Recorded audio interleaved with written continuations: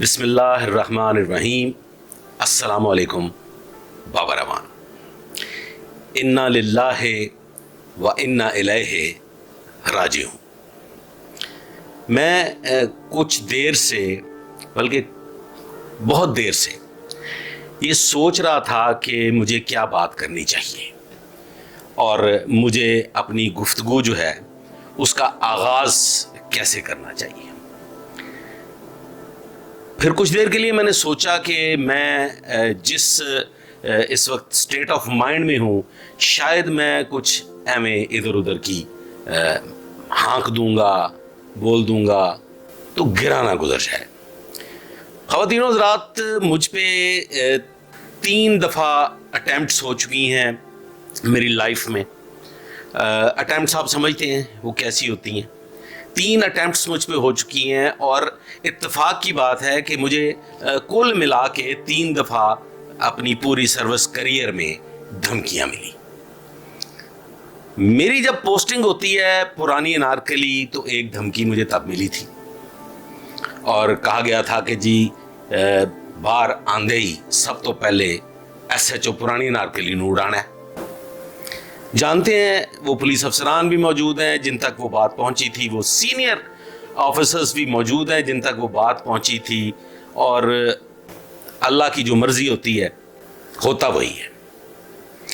ایک دھمکی مجھے ملی تھی میری نجی زندگی میں، وہ ستو قتلہ کے علاقہ سے ملی تھی، لیکن ہوتا وہی ہے جو خالق کو منظور ہوتا ہے۔ اس کے بعد میری پوسٹنگ ہوئی تھانہ گجرپورہ۔ تھانہ گجرپورہ کے سارے عملے نے باری باری اور پھر مل کے مجھے ایک ریکویسٹ کی کہ آپ تنہا پھرتے ہیں، آپ گن مینز بھی ساتھ نہیں رکھتے، آپ کلشنکوف بردار بھی ساتھ نہیں رکھتے، اور آپ تنہا پھرتے ہیں، گاڑی بھی آپ تنہا ڈرائیو کرتے ہیں۔ میں نے کہا جی کرتا ہوں۔ انہوں نے کہا جی پھر ہماری ایک ریکویسٹ ہے کہ براہ کرم یہ جو کرول گھاٹی والا علاقہ ہے اور پھر ادھر جنگل والی سائیڈ پہ ادھر ذرا برائے مہربانی رات کے وقت نہ جایا کریں، اور اگر جانا ہی ہو تو پھر سرکاری گاڑی ساتھ لے لیا کریں اور سرکاری گاڑی میں چلے جایا کریں۔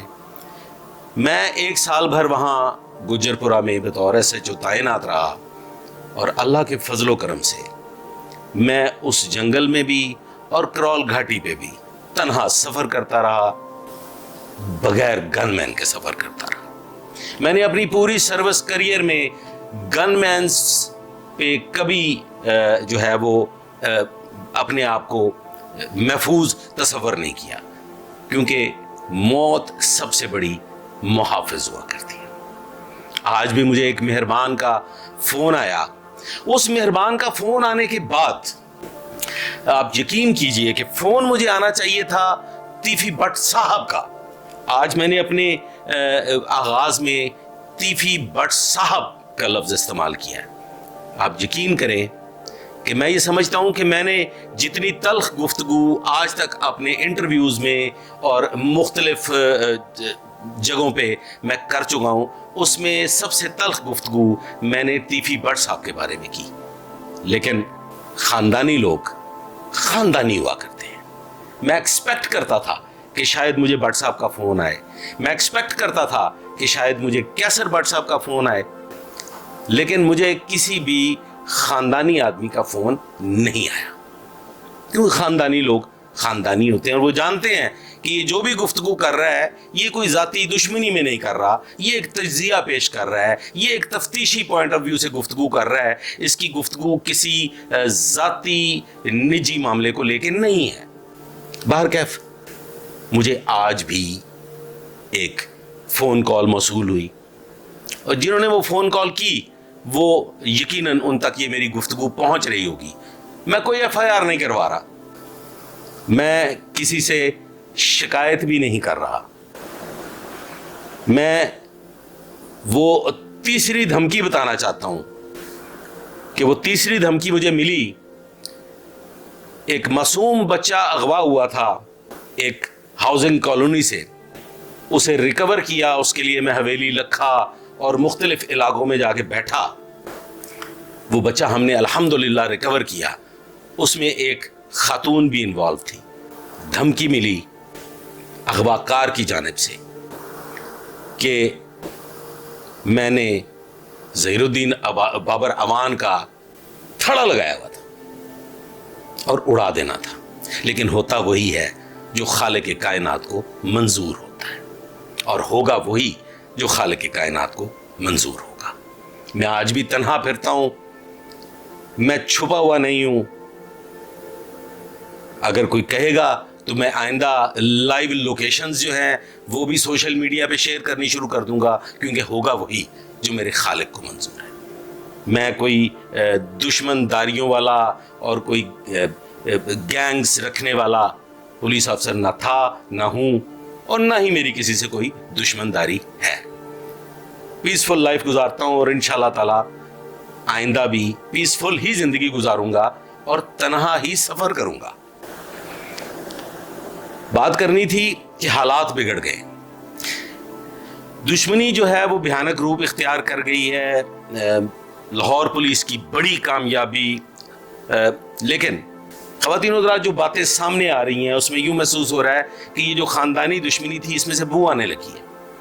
خواتین جو ہیں وہ گھروں کی عزت ہوا کرتی تھیں، اور اس میں خواتین پر بھی حملہ ہو گیا، خاتون زخمی ہو گئیں، اور پھر اس کے بعد داماد، کسی بھی فیملی کا جو داماد ہوتا ہے یا بہنوئی ہوتا ہے اس کی بڑا مقام ہوتا ہے، اس کی بڑی قدر و منزلت ہوتی ہے، اس کو بڑی نیک نگاہوں سے دیکھا جاتا ہے اگر اس کی کوئی ذاتی دشمنی نہ ہو۔ تو خاندانی لوگ جو ہیں وہ ایک دوسرے کی بہو بیٹیوں کی، ایک دوسرے کے داماد جو ہوتے ہیں ان کی وہ حفاظت کیا کرتے ہیں، نہ کہ ان پہ وہ حملے کرتے ہیں۔ آخر کار ٹیفی بٹ صاحب کے بہنوئی کا جو سانحہ جو تھا وہ بے نقاب ہو گیا، پولیس نے شوٹرز بھی پکڑ لیے، اور بھی پولیس کافی آگے تک جا چکی ہے۔ لیکن اس میں جو یہ ایک نئی روایت نے جنم لیا ہے نا جی، کہ بہو بیٹیوں کی جو ہے وہ اب اس میں جو وہ محفوظ نہیں رہیں، اور بہو بیٹیوں کی موجودگی میں، بہنوں کی موجودگی میں حملے ہونے لگ گئے ہیں، تو یہ بات کدھر چلی جائے گی؟ یہ کیا ہونے جا رہا ہے؟ آئندہ آنے والے وقت میں کیا بہو بیٹیاں جو ہیں وہ بھی اپنے ساتھ گن مینز لے کے پھریں گی، اور وہ بھی اب کہیں چھپ کے زندگی بسر کیا کریں گی؟ کیا ہوگا؟ میں نے آج ایک انٹرویو سنا، اس میں میں نے سنا کہ جی کچھ صلح کے معاملات جو ہیں وہ ہو رہے ہیں۔ میں یہ سمجھتا ہوں کہ حالات اس قسم کے بن چکے ہیں کہ اس میں اب صلح کے بغیر گزارا نہیں ہے۔ صلح جو ہے وہ انتہائی ضروری ہو گئی ہے، اور لاہور پولیس کے لیے یہ بڑا کڑا امتحان کا وقت آ گیا ہے۔ میں سمجھتا ہوں کہ لاہور پولیس کو اب اپنی روایتی پولیسنگ دوبارہ شروع کرنی پڑے گی۔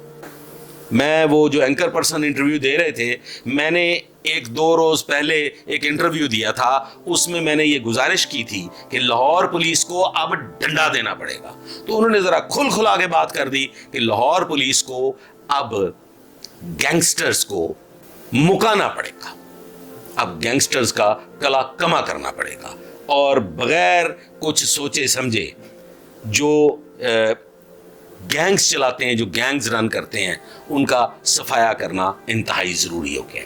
اب بات کر لیتے ہیں کہ بہت ساری باتیں سوشل میڈیا پہ چل رہی ہیں، بہت انکشافات ہو رہے ہیں، لیکن خواتین و حضرات یہ نوٹ کرنے والی بات ہے کہ تمام انکشافات ہم یوٹیوبرز کر رہے ہیں، ہم ہی تفتیش کر رہے ہیں۔ پولیس کی کوئی تفتیش، پولیس کا کوئی موقف ابھی تک منظر عام پہ نہیں آیا۔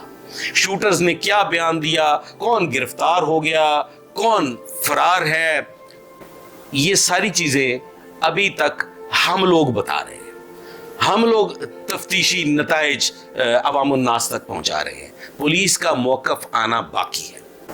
ابھی تک ایک بڑا مین کردار بھٹی وہ گرفتار نہیں ہوا۔